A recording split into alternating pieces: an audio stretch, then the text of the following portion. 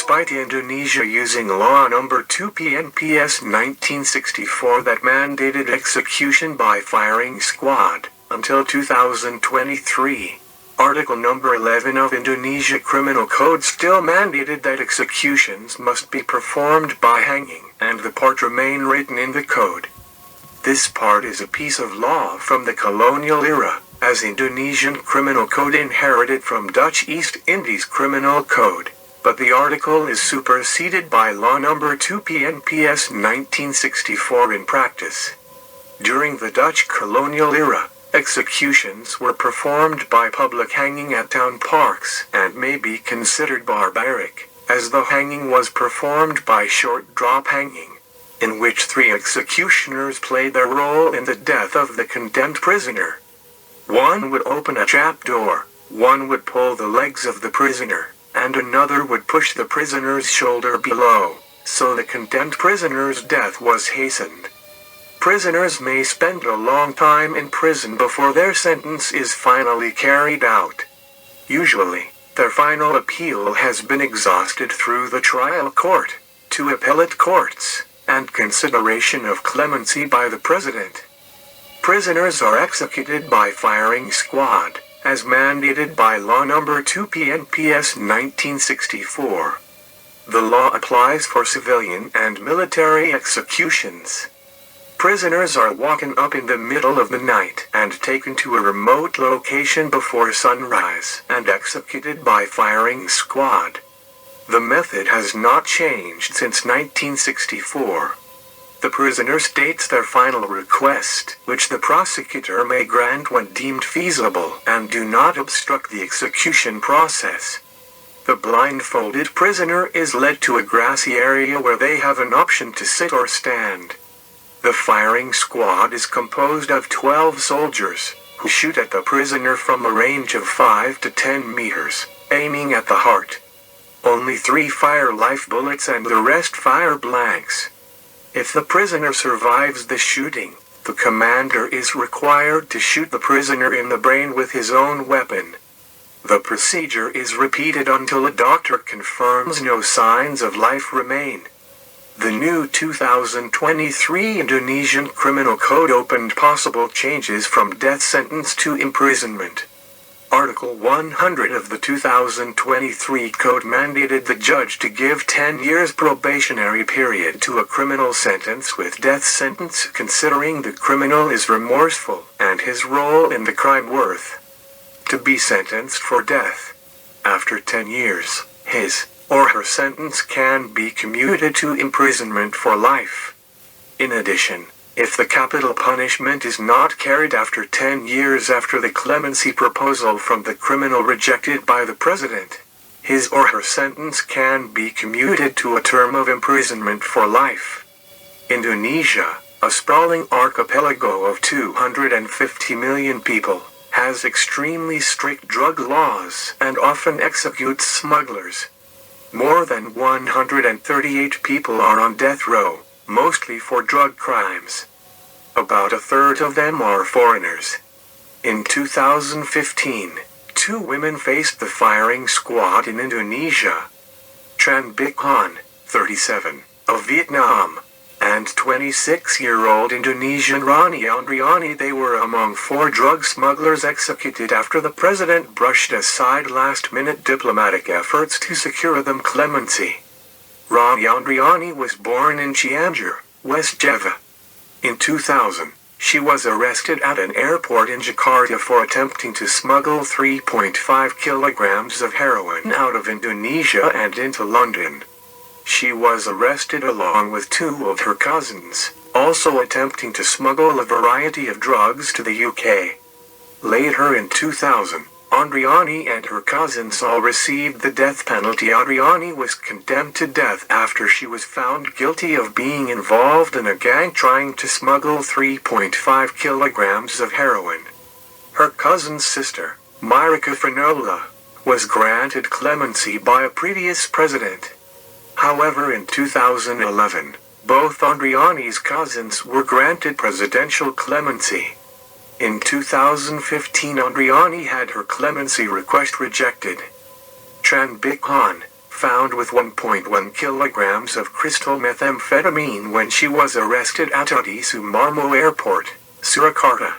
The drugs, known as shabu in Indonesia, were worth 2.2 billion rupiah, which is equivalent to $175,000, according to the prosecution at her trial. She was sentenced to death despite the prosecution requesting a life prison term. While in prison, Tran Bich Hanh had confessed her fault and involvement in the crime to all of the other inmates. During the early hours of January 18, 2015, Hanh was executed in Boyolali, Central Java. At the same time, 5 other drug criminals were executed on the prison island of Nusa Kambangan. It is unknown why she was killed separately. In total, 6 inmates were executed the same day. Amongst them were 4 men from Brazil, Malawi, the Netherlands, and Nigeria. Were also shot dead in pairs at the same time on Saturday on the Nusa Kambangan Island penal colony. Brazilian Moreira was arrested in 2003, after police at Jakarta Airport found 13.4 kilograms of cocaine hidden in his hang glider.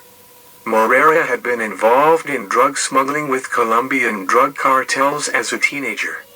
In 2003, Moreira was arrested when authorities found 13.4 kgs of cocaine stowed in his hang gliding tubes at Jakarta Airport.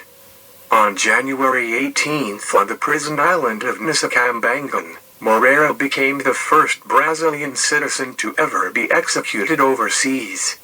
On the day of Moreira's execution, there were issues with the paperwork in regards to getting Father Burrows, the priest in charge of performing last rites, to the island. According to later testimony by Father Burrows, as a result of his absence, Moreira had to be dragged from his cell crying and saying, "Help me." He was so afraid of what was to come he defecated on himself. Angkin Sue was arrested near Jakarta in 2003, after police found equipment which they estimated had been producing 15,000 ecstasy pills a day for 3 years. Police confiscated 8,000 pills and thousands of dollars. Born in Papua New Guinea, Sue was a Dutch citizen and divorced father of 4. In 2003 he was arrested in Tangerang, Indonesia for allegedly producing 15,000 pills of methamphetamine. He denied all allegations of his crime and maintained he was only in Indonesia for business. Sue received the death penalty and was executed by firing squad along with 5 others on the prison island of Nusa Kambangan on January 18, 2015. Following his execution, the Dutch ambassador was temporarily recalled from Indonesia. The others who were executed were Nimalana Dennis, 48, from Malawi. In 2001, Dennis was arrested after swallowing just under 1 kilograms of heroin and attempting to smuggle it from Karachi, Pakistan into Jakarta. He was traveling on a stolen passport of a Malawi man, Nimalana Dennis, and continued to use this identity until his death. This was in part due to authorities' dismissal of his real identity, which resulted in him being executed under his false name and nationality. All that is known of his real identity is that he was from Nigeria and his name was Solomon. He originally received a life sentence, however in 2014, a non-profit legal team lodged an appeal on his behalf, and without his permission. This appeal resulted in his sentence being upgraded to the death penalty.